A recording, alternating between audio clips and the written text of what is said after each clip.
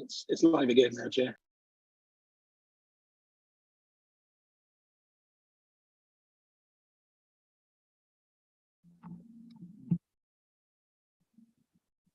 Okay, we are live.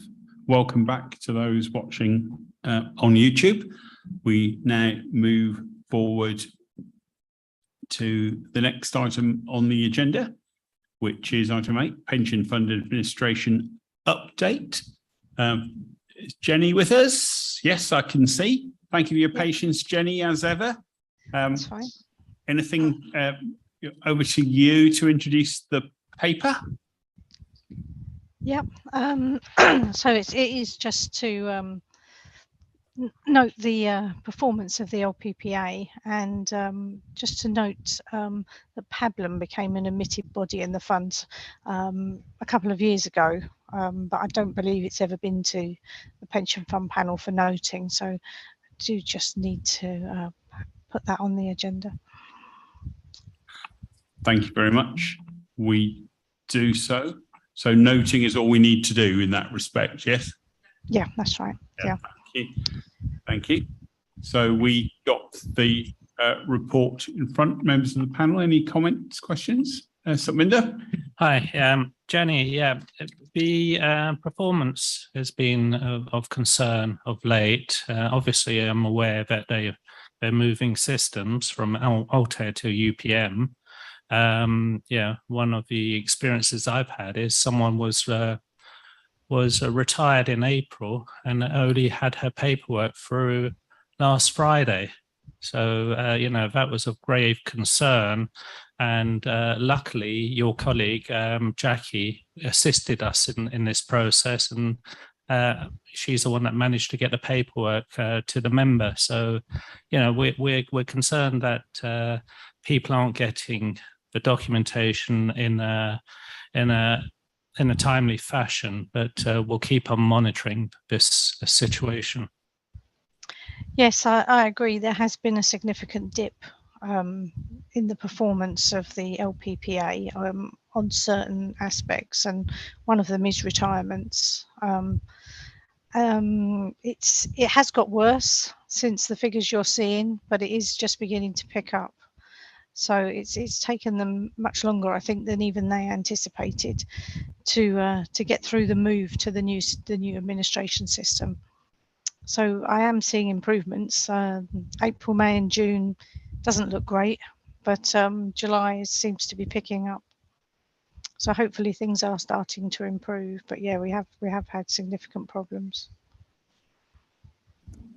So I think we're duly softened up, not for the September meeting, that we won't see an immediate pickup, Jenny, then?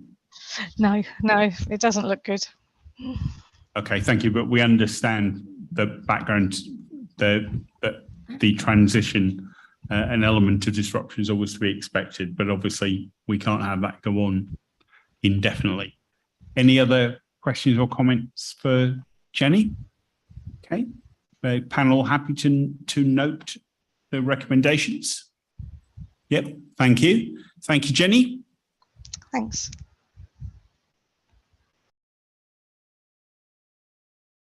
Moving on, the Pension Fund Responsible Investment Update, which is item 9 on your agenda.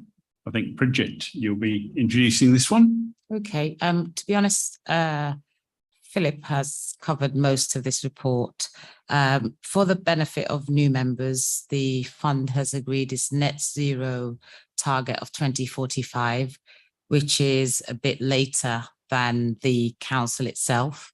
We did go through an intensive training session where the discussions took place and we arrived at 2045.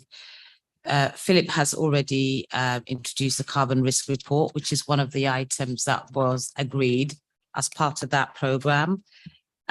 Something called the stewardship code. It's also agreed that at some point we would like to get signed up to the stewardship code. We were once signed up to the stewardship code, but the requirements for the new stewardship code are a lot more rigorous. And so Hyman's carried out an analysis to evaluate where we stood, and they have identified what we need to do to mount a successful submission. So what we're going to do now is assess the resource that is required. It is quite intensive, resource intensive.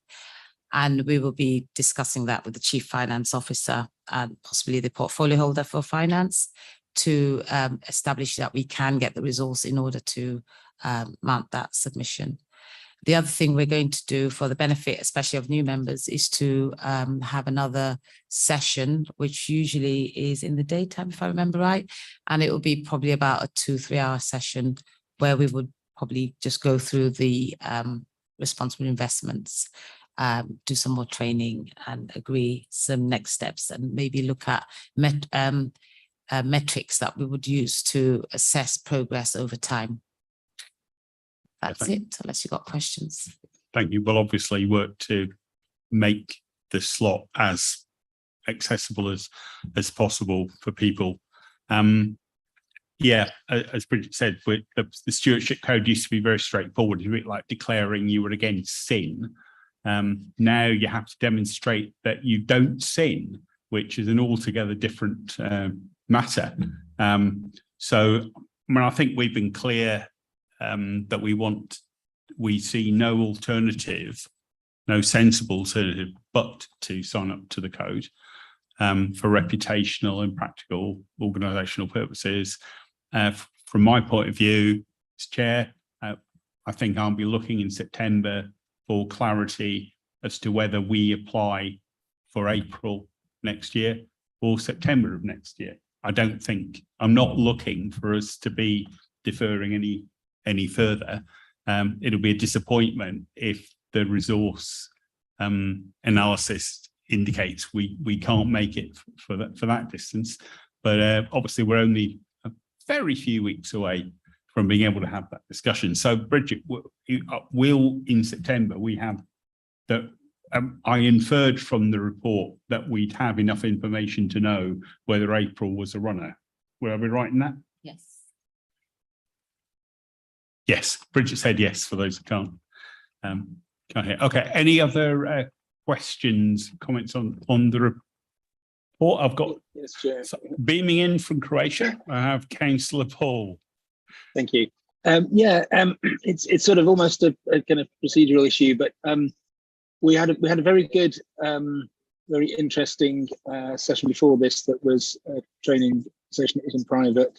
And in this item we're on now, we've heard that the 2045 target arose out of another training session. I just wonder if it's possible for some of the things which are being done as private training sessions to be done in public for the benefit of the residents and pensioners, because it seems that some of the meat of this committee is being done in the private training sessions. Well, just to be clear, Councillor Ball, the decisions are made at this panel, were made in public, were made on top of papers submitted in the usual way, asking us to make, with recommendations or inviting us to make decisions. And that was all done. There was, as a backdrop to that, a training session in which Hyman's walked us through the backdrop to the decision that we would have to make, the kind of ramifications for different types of decision we might make, and the implications for taking decision A, B, or C. But the decision to go with 2045 was made at the panel and in public. So just so you're clear, okay? Any other points? I was going to just say the same as you did, Chair, and also training costs money. And so you can't just put training that we're paying for on when just anybody could tape it. Indeed. Okay. Can't do that, can we? Thank you. We're asked to note 1.1 to 1.5. Do we do so? Yeah, thank you. moving us on to pension fund monitoring update for the quarter. I'm going to take us into private session at this point in order to deal with a couple of the items. So I'll ask Keith